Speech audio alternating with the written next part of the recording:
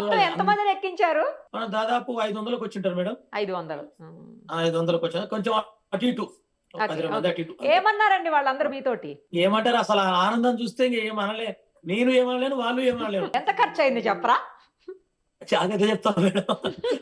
బంధువులకెట్టింది, ఇంట్లో ఆడపిల్లకెట్టింది, బంధువులకెట్టింది, పార్లకెట్టింది చెప్పకూడదు. చెప్పకూడదా? మనం ఆడపిల్లకి ఏమిచ్చినా కూడా చెప్పొద్దు. నాకు తెలుసు 2,00,00,000 ఖర్చయిందంట మీకు. నిజమేనా?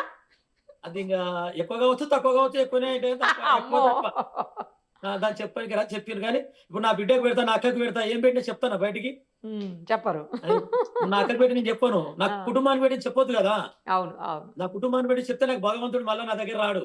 పోన్లెండి కుటుంబంలాగా భావించారు మొత్తం మీ వాళ్ళందరిని నా కుటుంబం అంటున్నారు. వింటుంటే ఆ! చాలా సంతోషంగా అనిపిస్తుంది. అదే గదా! నేను ఎప్పుడైనా నా కుటుంబం అనేది నాకు అదొక రాకుంటది. ఎందుకంటే నేను కష్టపడ్డ చాలా ఊళ్ళకెళ్ళొచ్చి చాలా చేసిన. అది నా బంధువులను ఎప్పుడైనా ఎప్పుడు ఎక్కనోళ్ళు ఎన్నడూ బంధువులతో ఎక్కలే మా వాళ్ళు ఎప్పుడు విమానం అది.